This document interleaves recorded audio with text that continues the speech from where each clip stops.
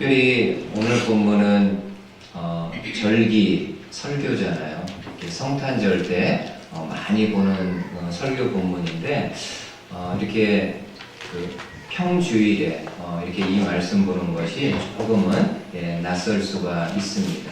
그럼에도 오늘 이 말씀이 우리에게 어떤 하나님의 음성으로 들릴 수 있는지 함께 좀 말씀을 보도록 하겠습니다.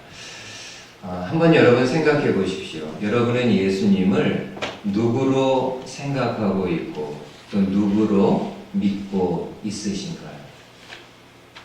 지금까지 오랫동안 예수님을 믿으며 신앙생활하고 있는데 과연 나는 예수님을 누구로 생각하고 있고 누구로 믿고 있는가?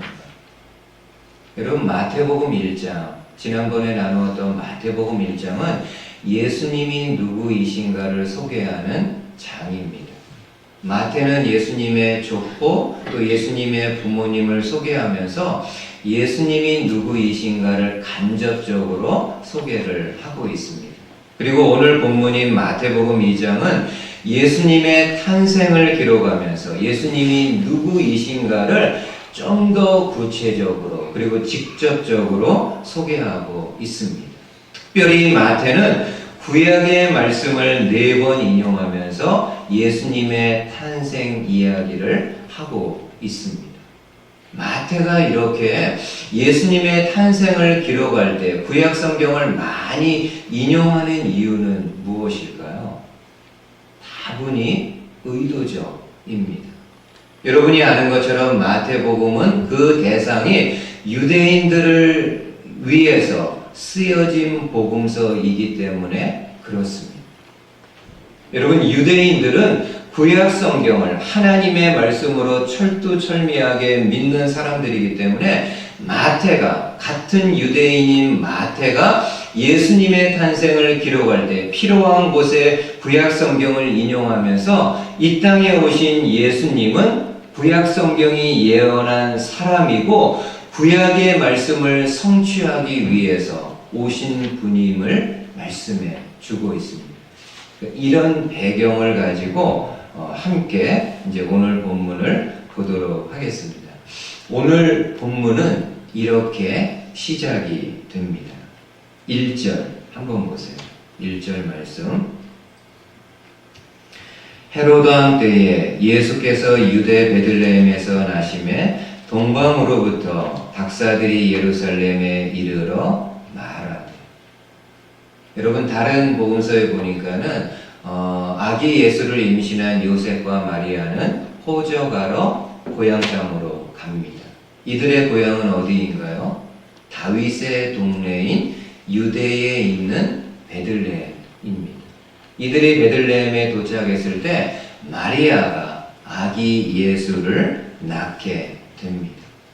이 당시 유대 지경을 포함한 팔레스틴은 누가 다스리고 있었는가 하면은 헤롯이라는 왕이, 다른 이름으로는 헤롯 대왕이라고 하는데 헤롯이라는 왕이 다스리고 있었는데 그때 동방에서부터 박사들이 예루살렘으로 오게 됩니다. 여러분 여기 동방이라는 지역은 예루살렘을 중심으로 해서 오른쪽에, 말 그대로 동방이니까 오른쪽에 있는 페르시아 지역을 이야기하고요. 조금 더 좁혀서는 바벨론 지역을 이야기합니다. 오늘날에는 이라크 지역을 가리킵니다. 여러분 이 바벨론은 구약 시대부터 하늘을 관측하는 것, 이 별들을 관측하는 것이 아주 고도로 발달했던 도시 중에 하나입니다. 이 동방에서 박사들이 왔다고 하는데 여기 나와 있는 박사들의 헬라어는 마기로 되어 있는데 그 원어의 뜻은 하늘을 관측하는, 별들을 관측하는 오늘날의 천문학자들이라고 이야기를 할 수 있습니다.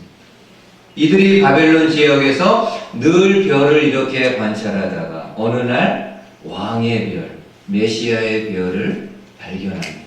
그리고 그 별을 따라서 예루살렘까지 오게 된 겁니다. 그리고 왕궁에 들어가서 헤롯 왕과 여러 사람들에게 본인들이 이곳에 온 이유를 이야기합니다. 유대인의 왕으로 나신 이가 어디 있는가? 우리가 바벨론에서부터 왕, 메시아의 별을 보고 여기까지 왔고 그에게 경배하기 위해서 왔다라고 이야기를 합니다. 여러분, 헤롯이 그 이야기를 들었을 때 마음이 어땠을 것 같으세요? 아주 기분 나쁘죠. 지금 이 팔레스틴, 이스라엘의 왕은 누구입니까? 본인이죠. 헤롯. 본인이 왕인데 또 다른 왕이 태어났다고 하니까는 좋아할 사람이 어디 있겠습니까? 그래서 헤롯 왕은 아기 예수를 찾아서 죽이기 위해 가지고 대제사장, 서기관들을 불러가지고 메시아가 도대체 어디에서 날 것인지를 물어봅니다. 그러자 종교 지도자들이 구약 성경이 훤하니까는 구약에 예언된 말씀을 소개하는데 마태가 바로 그 말씀을 인용합니다. 한번 보세요. 6절에 이렇게 인용합니다. 또 유대 땅 베들레헴아 너는 유대 고을 중에서 가장 작지 아니하도다. 내게서 한 다스리는 자가 나와서 내 백성 이스라엘의 목자가 되리라 하였음이니. 여러분, 마태가 인용한 구약 성경은요 바로 구약의 미가서 말씀입니다. 이 미가 선지자는 남유다에서 활동했던 선지자로 그 당시 미가는 부패한 지도자들을 향해서 통렬하게 비난하면서 하나님이 이스라엘 백성들, 자기 백성들을 위해 가지고 바르고 참되게 이 백성들을 인도할 왕을 보내주실 것을 예언을 하게 됩니다. 그리고 그 왕은 바로 유대 땅 베들레헴에서 태어나게 될 것을 이야기를 합니다. 여러분, 마태는 바로 이 말씀을 인용하면서 이 땅에 오신 예수님은 자기 백성을 바르게, 자기 백성을 참되게 인도하기 위해서 보내심을 받은 하나님이 보낸 왕이심을 소개하고 있습니다. 여러분 혹시 기억하시나요? 이 마태복음은 예수님의 무엇을 소개하는 복음서라고요? 왕이신 예수님. 마태복음의 주제는요, 왕으로 이 땅에 오신 예수님을 소개하는 복음서입니다. 지금 마태가 구약의 이러한 성경을 통해서 이 땅에 오신 예수님은 미가가 예언했던 자기 백성을 바르게 참되게 인도할 왕이신 예수님임을 소개하고 있습니다. 근데 흥미롭게 마태가 인용할 때 왕이라는 표현 대신에요, 뭐라고 예수님을 소개하나요? 6절 하반절에 보면은 내 백성 이스라엘의 왕이 아니라 목자가 될 것이라. 예수님을 가리켜서 내 백성의 목자가 될 것이라고 이야기를 합니다. 예, 맞습니다. 예수님은요, 목자이십니다. 예수님은 목자를 이야기할 때 두 종류를 이야기하셨습니다. 하나는 선한 목자, 반대는 어떤 목자일까요? 악한 목자가 아니고요, 예수님은 삭군 목자라고 이야기합니다. 여러분, 삭군 목자의 특징은 어떤 겁니까? 양들을 이렇게 목자가 치고 있는데 갑자기 어디에선가 맹수들이 막 우르르 달려듭니다. 삭군 목자는 어떻게 하나요? 양들 다 내버려 두고 걸음아 나살려라고 본인 살기 위해서 막 도망치는 거예요. 양들은 뭐 잡아먹기든지 죽든지 상관하지 않고 자기 살기 위해서 하는 사람을 삭군 목자라고 이야기합니다.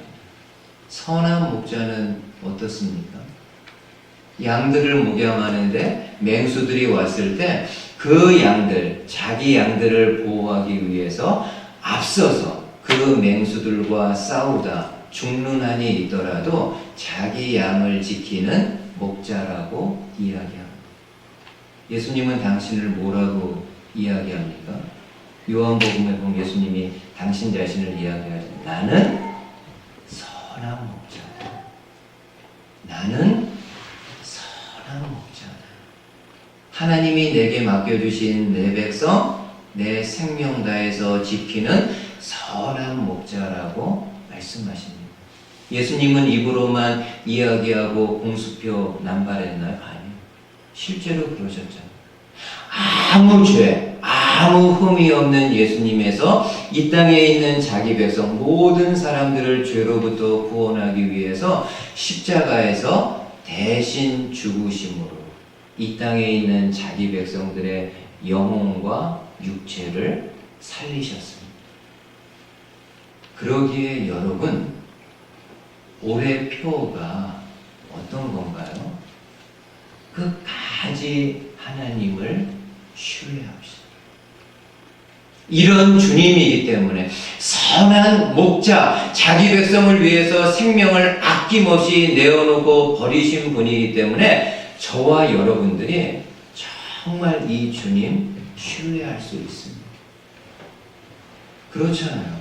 생명을, 나를 대신해서 생명을 내어주셨는데 뭐를 신뢰하지 않을 수가 있겠습니까? 어떻게 더 해야지 우리가 신뢰할 수 있겠습니까? 우리 주님은 이 땅에 오셔서 하나밖에 없는 생명을 우리를 위해서 대신 희생해 죽으셨는데 우리가 신뢰하지 않을 이유가 무엇이 있겠습니까?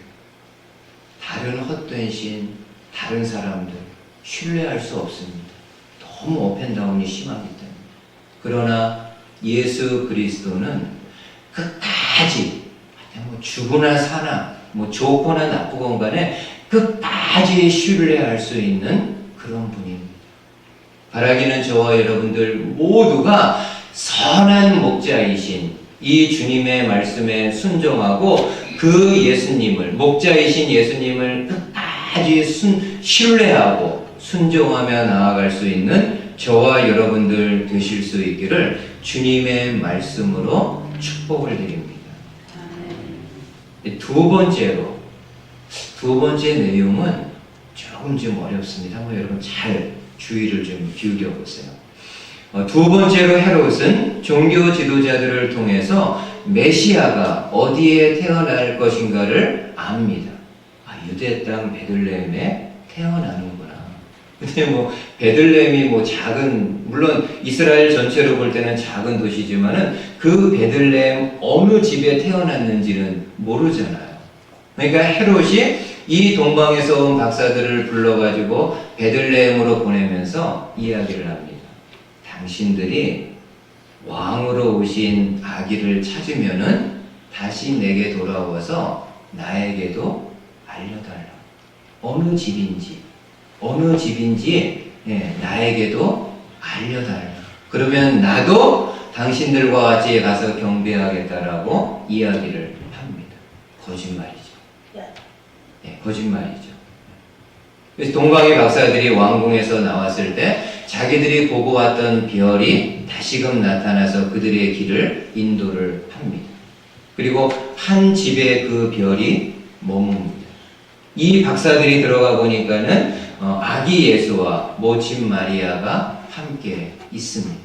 그래서 이 동방의 박사들이 그 아기 예수께 경배하고 가지고 온 예물들을 다 이렇게 드리게 됩니다. 임무를 완수한 동방 박사들, 이제 해야 될 일은 어떤 건가요? 다시 헤롯에게 가가지고 우리가 어디 예루살렘 어느 집에 있는 아기 예수를 보았다라고 알려줘야죠. 근데 하나님이 어떻게 하시나요? 꿈에 주의 사자가 박사들에게 이야기합니다. 너희는 다시 헤롯에게로 가지 말고 다른 길로 해서 본국으로 돌아가라. 그래서 이 동방 박사들이 헤롯에게 가지 않고 은밀히 자기 고향 땅으로 돌아갑니다. 그리고 하나님은 요셉에게, 예수님의 육신의 아버지인 요셉에게도 이야기를 합니다. 헤롯이 아기 예수를 찾아서 죽이려고 하니까는 너는 즉시 마리아와 이 아기 예수를 데리고 애굽으로 피신할 것을 말씀을 합니다. 여러분, 여기서 마태는 아기 예수가 베들레헴에서 애굽으로 간 것 또한 구약에서 예언된 말씀임을 인용합니다. 한번 보세요. 2장 14절, 15절 말씀 한번 보십시오. 요셉이 일어나서 밤에 아기와 그의 어머니를 데리고 애굽으로 떠나가 헤롯이 죽기까지 거기 있었으니 이는 주께서 선지자를 통하여 말씀하신 바 애굽으로부터 내 아들을 불렀다 함을 이루려 하십니다. 여러분, 지금 마태가 이 예수님이 베들레헴에서 애굽으로 갔다가 다시 나중에 애굽에서 나올 것을 인용한 말씀은 어느 말씀입니까? 구약의 호세아서 11장의 말씀입니다. 호세아서는 지난주에 잠깐 제가 소개한 것처럼 이 호세아는 북이스라엘에서 활동했던 선지자로 그 당시 북이스라엘 백성들이 하나님을 버리고 계속해서 우상으로 가서 우상을 섬기는 것이 가장 절정에 달했던 시대 중에 하나입니다.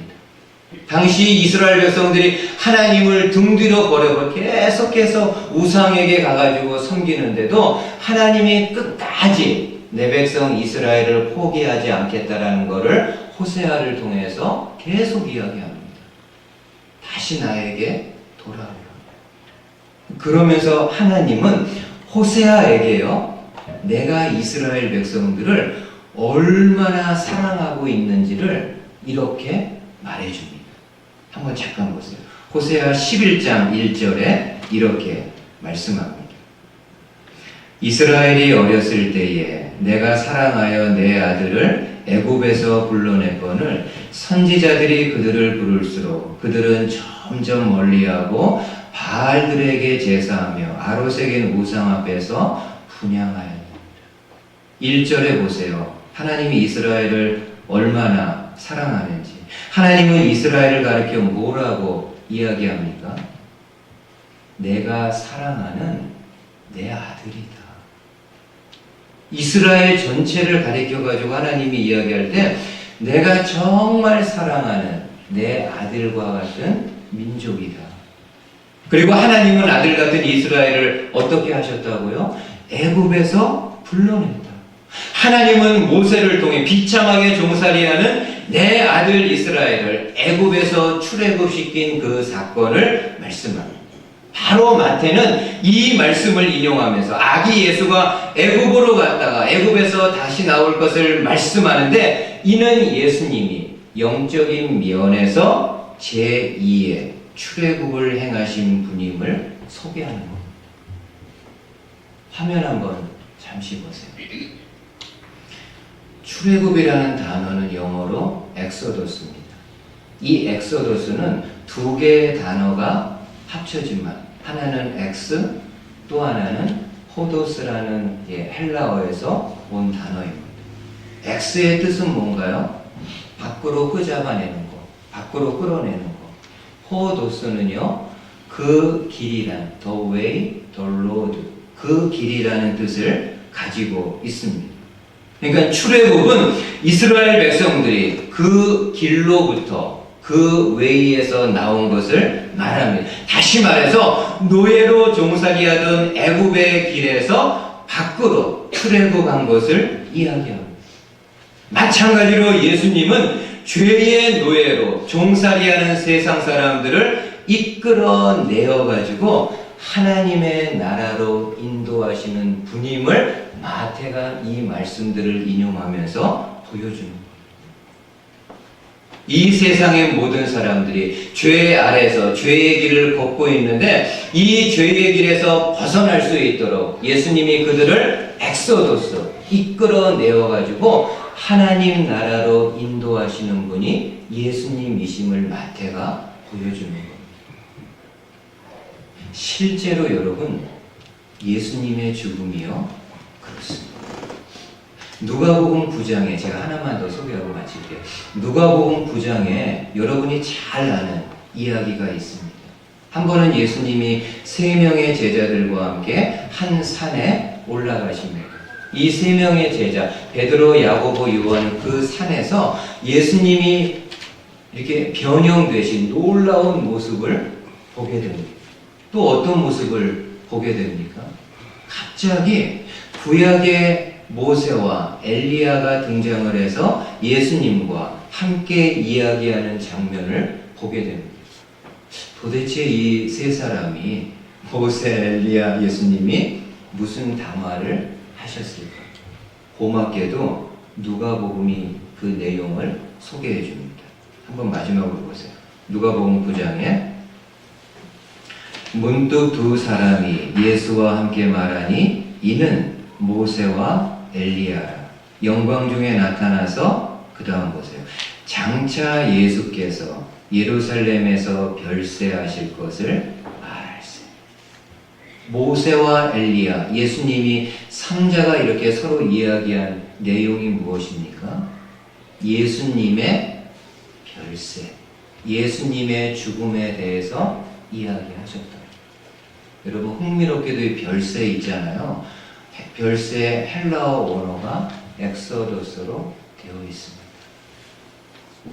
그러니까 모세와 엘리야가 예수님과 이야기를 할 때 예수님이 제2의 출애굽을 하실 분이라는 것을 이야기합니다. 구약에는 하나님이 모세를 통해서 자기 백성을 애굽에서 이끌어내셨다고 한다면은 신약에서 하나님은 당신의 아들 예수 그리스도를 보내가지고 이 세상에서 죄 아래서 죄의 노예로 살아가는 자기 백성을 엑소도스, 죽음을 통해서 십자가에서 죽음을 통해 가지고 자기 백성을 죄에서 이끌어내어서 하나님 나라로 인도하실 분임을 이야기하는 겁니다.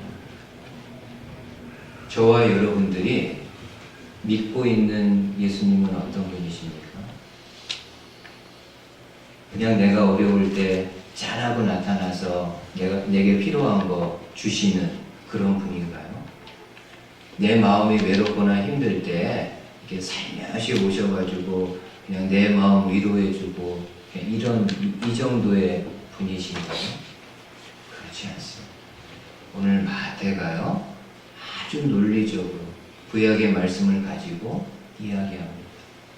이 땅에 오신 예수님은 선한 목자입니다. 당신을 살리기 위해서 자기 목숨을 아깝지 않게 내어주신 선한 목자이십니다.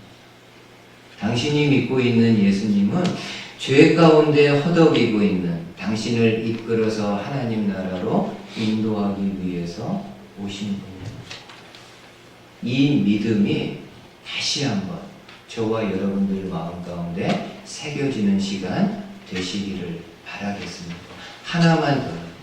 오늘 마더스데이 어버이 주일입니다. 어버이로서 자녀들에게 줄 수 있는 게 어떤 게 있어요? 뭐 돈도 물려줄 수 있고요. 배경도 물려줄 수 있고 좋은 가문 이루어서 물려줄 수 있는 가장 귀한 거, 자녀들에게 부모인 우리가 가장 귀하게 물려줄 수 있는 거는 이 복음, 이 예수님, 이 예수 그리스도를 자녀에게 잘 믿음의 헤리티지로 유산으로 물려주는 겁니다. 나만 예수 그리스도 잘 믿고 하나님 나라 입성하는 것이 아니라 우리 모든 자녀들, 모든 가족들이 함께 그 나라에 영광스럽게 입성할 수 있는 저희들 될 수 있기를 주님의 말씀으로 축복을 드립니다. 아멘. 기도하겠습니다.